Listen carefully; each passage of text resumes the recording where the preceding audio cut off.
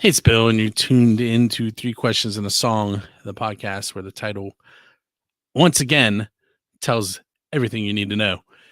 We are going to ask three questions of an artist. Two of them are mine. One of them is from the artist on the previous show. And then the artist that's on tonight will ask a question of the next artist. So not only is it three questions and a song, but it's also the podcast version of a chain letter, because the artists have to go back and forth to listen to their answers and to the questions they asked. So this is episode number 93. And with me tonight is Brian Schaefer, who is not a stranger to my shows. In fact, the very first show I ever did, Brian talked more than I did. I did. That is true. I think now you talk more than me. Oh. You have to. This is episode 93 of Three Questions and a Song, and I just did episode number 660 of the Pennsylvania Rock Show. Wow. But ironically, not episode 93, I graduated in 1993. Perfect timing. So how many episodes of the PA Rock Show now? 660. Wow. And if anyone's wondering, number 666 was claimed by Utah Burgess. Awesome. I got a text from him one day. He's like, is anybody on 666 yet? It's like, no, it's yours. Jeez. Okay, so three questions in a song. This one is not very, there's no segues. It's just, here's the question, you answer. Here's the question, you answer. Tell me about your song. Boom. Here's the question from Josh from Doors in the Labyrinth from last week. Now ask a question of Drown the Deep. That's how this is going to go. Perfect. That's like, have you watched the Hot Ones at the end where he goes, you've earned it. Talk to that camera, talk to that camera, talk to that camera. I don't have multiple cameras here. Me either. So. Well, I do, but only one of them is on. Right, yes. And I don't think it's the right one. Hold on a second. Uh-oh. It isn't. Oh. Look how much brighter That's it is. better quality, Bill. Well, it better be. I think you and I bought the same one. Are you using a Logitech 922C? That is 100% correct. Then yes. You're the one that told me to buy it. Yes. I figured. Yeah. Hey, Brian. Question one. All right. I have known you to write pop. I've known you to write rock. I've seen you do some of the stuff in between there, but I think that the song that we're featuring tonight may be the first time that I've ever heard you sing country. That is correct. 100%.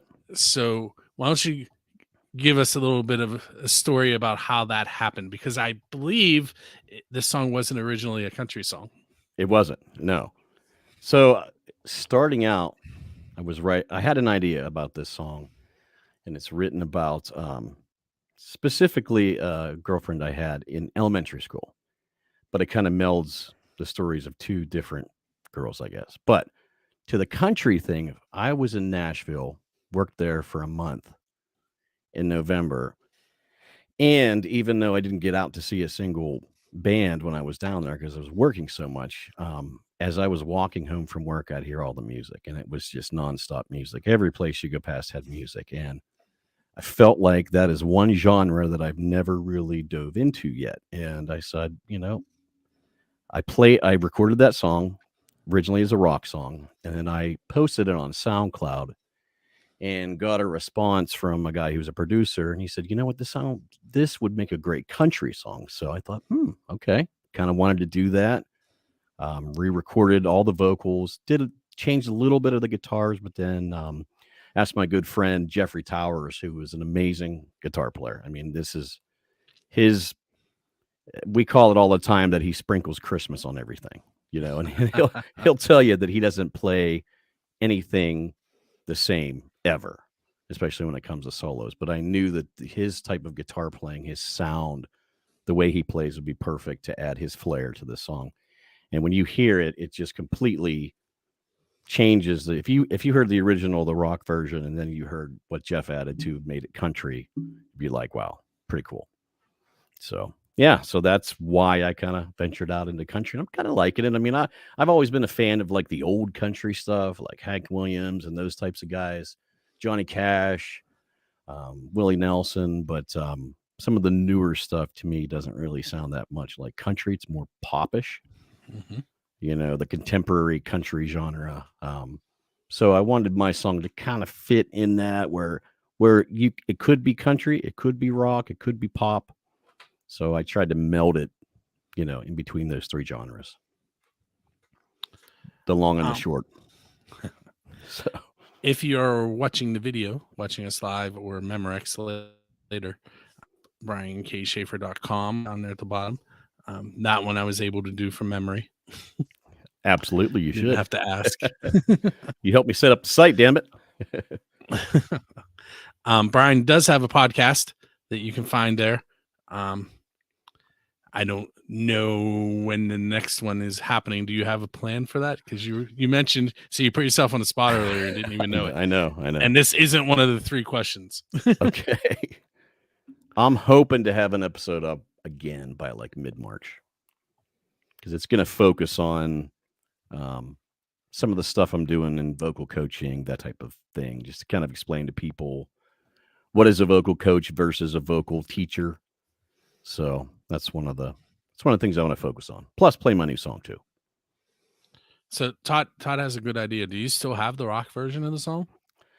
Yes, it's not up online anywhere. I could repost it. I took it off whenever I just basically replaced it. Could you send it to me tonight, and I'll play them both? Okay. Yeah, I could. But like, it needs to happen as soon as we get off, because I have to edit tonight. Okay. Or it's not happening. Okay. All right, so Todd, that's a great idea. We're going to play both versions. That's cool how I can see his comment on the screen here. That's awesome. Thanks, Todd. That was awesome. Question number 2. All right, fire away. If you could write a song with any songwriter in the history of the world, who are you picking? And you got to know. You got to know my answer. Billy Joel, absolutely, hands down. And why? Because as a kid, I loved his music. I would sit in front of the big, huge console stereo we had at home. My mom would put his records on, and I would just dissect every part of all the songs, the music. I even studied how he sang, all his vocal inflections and everything. And I think his songwriting is just incredible. Like, all his songs are like telling a story, and that's always what I've tried to do. And I don't think I'm as successful as Billy Joel by any means, because he's just an amazing songwriter. But I would just love to sit with him, pick his brain, and just, feel his music. So Billy Joel, number 1.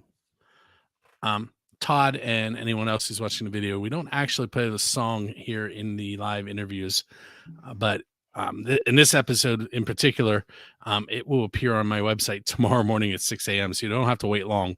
As long as Brian sends that song, I'll send it. It'll be at 6 a.m. I got to find it. It's buildthescene.com. It'll be right on the homepage. You won't be able to miss it. You will see the album art, which I'm going to show you real quick. Hold on one second, Brian. That's most of it. There's some words above and below it. It says supposed to be family, Brian K. Schaefer.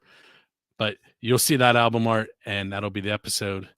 You can also hear it on buildthescene.com and on rootooradio.com.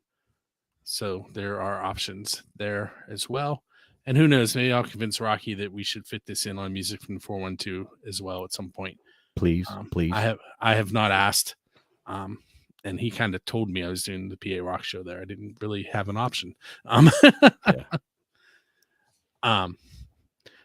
But okay, so that was the second question. So now it's time for you to tell us about the song Supposed to Be Family. Some things you haven't told us about it so far. Okay, so we talked about, so it was written about, basically the premise is 2 school kids and their puppy love for each other.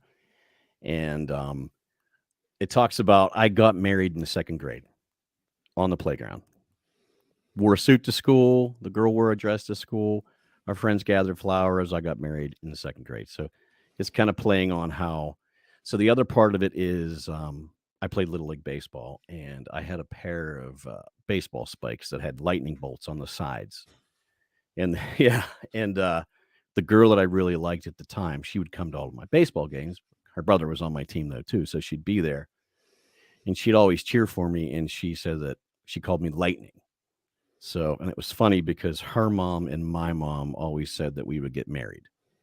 And we didn't get married. So the whole premise is, kind of reminiscing about that girl and that situation and how we were supposed to be family, but we weren't. So, yeah, that's what the song's kind of the premise is. Did you keep in touch? Actually, I had not talked to her in probably 20 years. And I found this person on LinkedIn, and I sent her the song. She thought it was awesome. That's what I was wondering. Yeah. So it was pretty cool. And I told her that, basically I wrote the song about her. So it was pretty cool. Okay, so what I'm going to do here, just so I can find this breakpoint easily later, is I'm going to go ahead and play one of the commercials for music from the 412's advertisers. I'm sure they'll be okay with free advertising. And and then we'll come back with the question from Josh, and we'll find out what Brian's question is for the band Drown the Deep. Awesome. Rock for Life is proud to announce the beneficiary of this year's concert series, our 2023 rock star Scarlett. Scarlett was diagnosed with leukemia in January of 2020. She's currently fighting her second battle with leukemia and attends regular chemotherapy. Rock for Life aims to provide financial support for Scarlett and her family, with funds raised from our music festivals and concerts. Come out to a Rock for Life show near you. A great time for a great cause.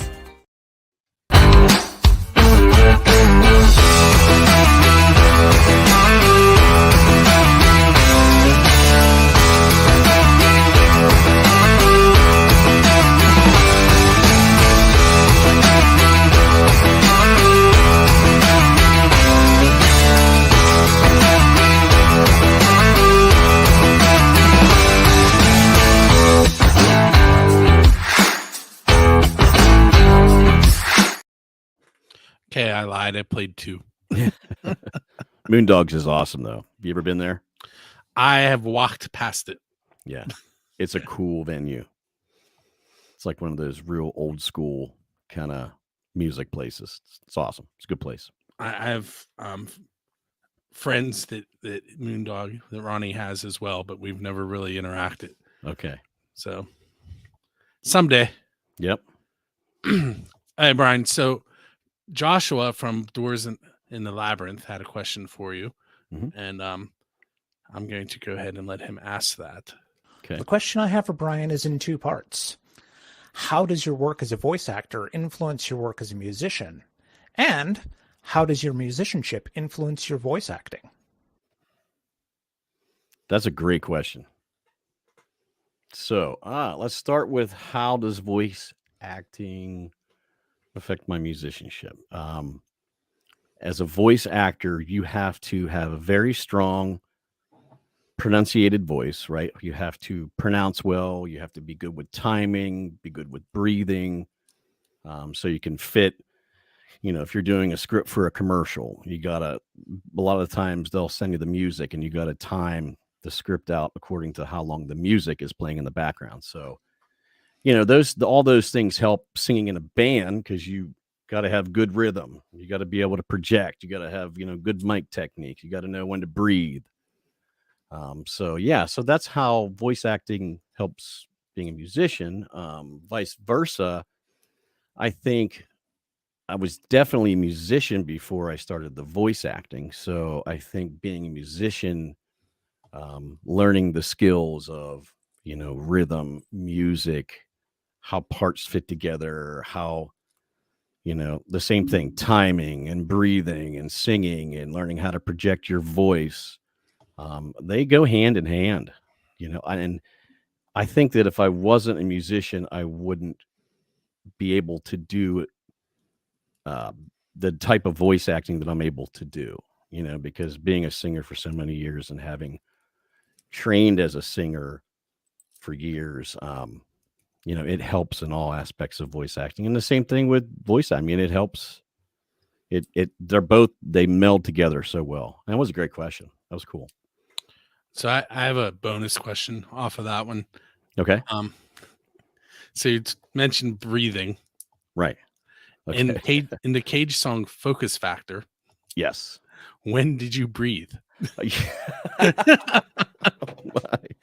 Well, I was a lot younger then, so I probably had a little bit better lungs at that time.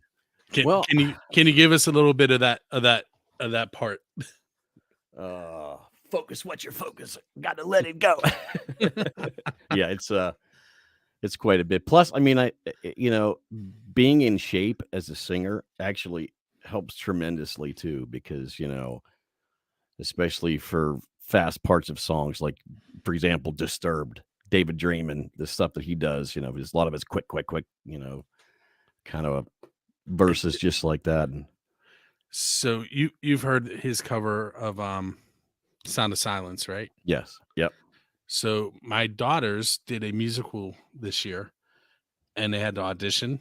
Okay. And Emmeline sang the Sound of Silence, the Disturbed version for her audition. And wow, she got one of the lead parts using it. Awesome.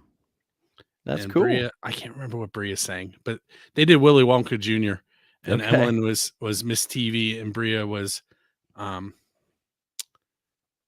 can't I think of her name? It was Augustus's mom, the German mother. I can't think of her name right now. Mrs. I can't think of it. I can't think of it either. But anyway, the only higher level you can get there is Willie or Charlie. So Charlie, they were yep, pretty high up. That's they were exposed to music at a young age because their dad. Yeah, all three of them. Yep. And so that helps out. When it's study after study has proven that kids that are exposed to music at a young age, they have better cognitive thinking, that type of stuff. They can pick up instruments quicker. So we've had that conversation recently, right? About Aiden. Yep. Speaking of, he picked up his guitar again last week and started playing. Taught himself how to play seven. You can say Seven Army Nation. Yeah. Seven Nation Army. Yeah. I keep messing that up. Yeah. But yeah. Awesome. But keep it going, man. Keep it going. It's a fun journey. But you'll find this funny. Nobody else will. Kelly decided to try and teach herself how to play the keyboard, and she was doing YouTube videos.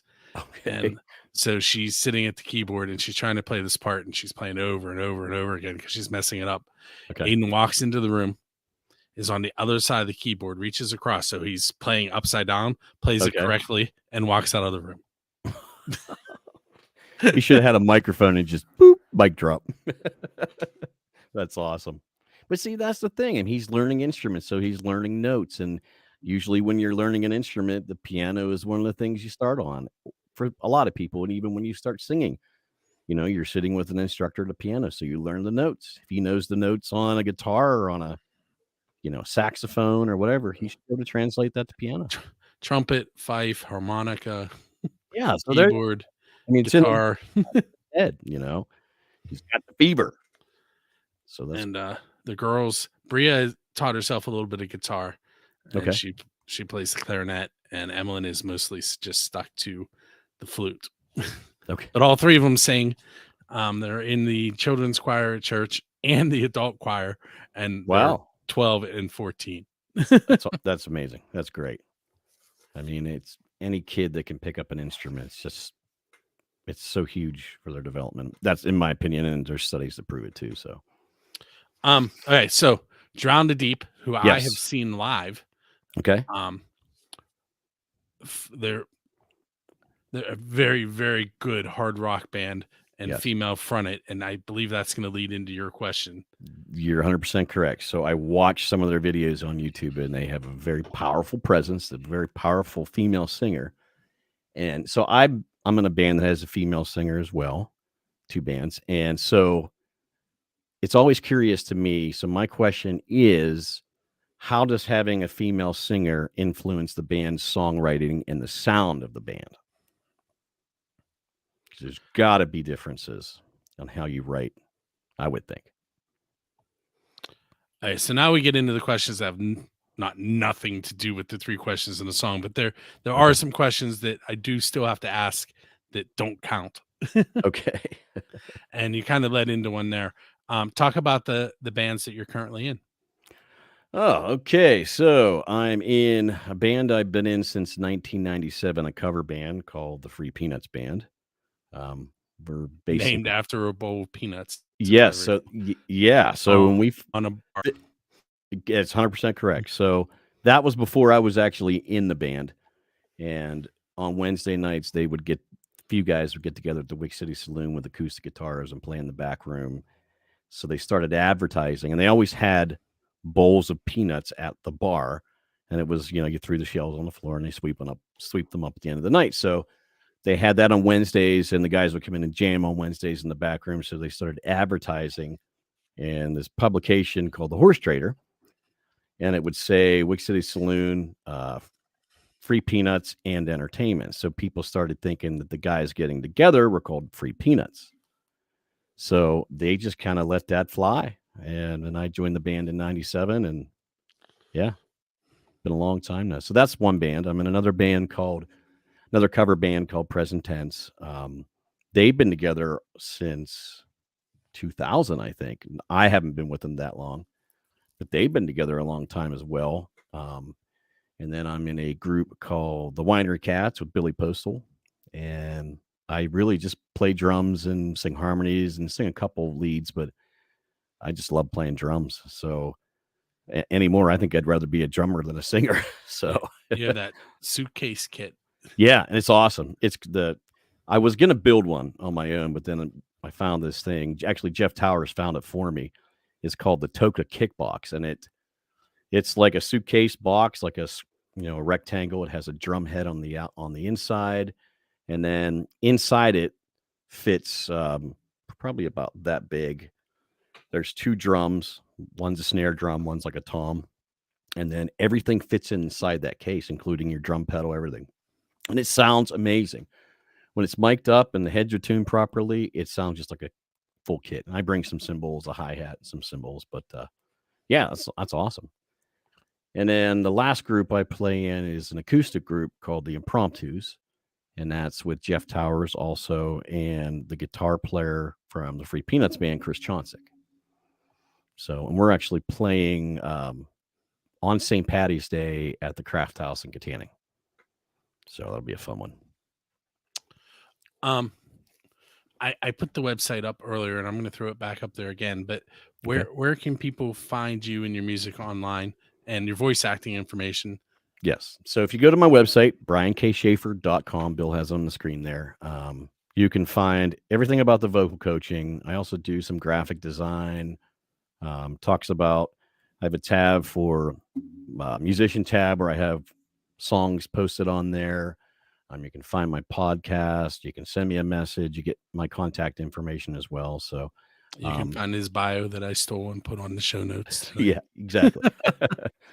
But then I have a lot of. I may have written part of that. I think you did. Yeah, exactly. You can find my stuff, my newest songs on Spotify now, finally. And it's on all the platforms, Apple Music, all that fun stuff. And I have stuff on SoundCloud under Brian K. Schaefer, and I also have stuff I have a large variety of songs on Reverb Nation. It's just reverbnation.com/Brian K. Schaefer. So that's pretty much and YouTube, some stuff on YouTube as well. I'm gonna have to have you come and do a PA rock show. Maybe. Yeah. I'm putting you on the spot. You're gonna do number 700 with me. Sounds good to me, man. So give me a date and I'll put it in my calendar. Yeah, I have no idea what that's going to be. It's 40 episodes from now. Right. Proper planning, Bill. I told you the date, or I told you which. You told me the number. Okay. Track. And I know you'll remind me. So one other thing, what's coming up next? You have the St. Patty's Day show. What else do you have going on? Let's see. Well, Free Peanuts Band. Last year we played the Fort Armstrong Folk Festival on Thursday, so we have that again. I can't remember the exact day, but it's like the first week in August, and we're on that Thursday. Present Tense actually is playing this weekend, but it's a private function. I'd have to look at my calendar to tell you the truth. I mean, we're just starting to get booked up right now, so there's going to be a lot of. Actually, that's one thing I wanted to do was to create a schedule on my website, which I'm going to do that now. So I'll post all that stuff there after you send me the song. After I send you the song, right. All right. So, what you guys are going to do next, if you're listening to Build the Scene or Rudu Radio, is you're going to hang out, listen to some more music. You may find your next favorite artist, and Brian and I are going to go off the air and chat a little bit, and I'm going to force him to send me that song before he gets off. Okay. And then I'm going to edit this so that you can all listen to the whole thing with both songs, both versions of the song at 6 a.m. tomorrow on buildthescene.com. So this has been episode number 93. See, I told you I couldn't talk today. I made it to the end. You did. Episode number 93 of 3 Questions in a Song. Next episode will be on the 15th, and it will feature Drown the Deep. And then the episode after that is going to be Mark Dignam, who currently lives in Pittsburgh area, but he is from I think Ireland. Oh wow, awesome! And I believe the song we're going to feature on that episode is called "Angel of Mercy." And the Drown the Deep song, they just released 2 off of their upcoming album, and I'm not sure which one they're going to want to feature, so I'm not going to give that one away, but you want to check it out. And also, go to musicfromthe412.com, buildthescene.com, firstangelmedia.com, briankSchaefer.com, lots of .coms. Exactly. And we'll catch you on the next episode. Thank you.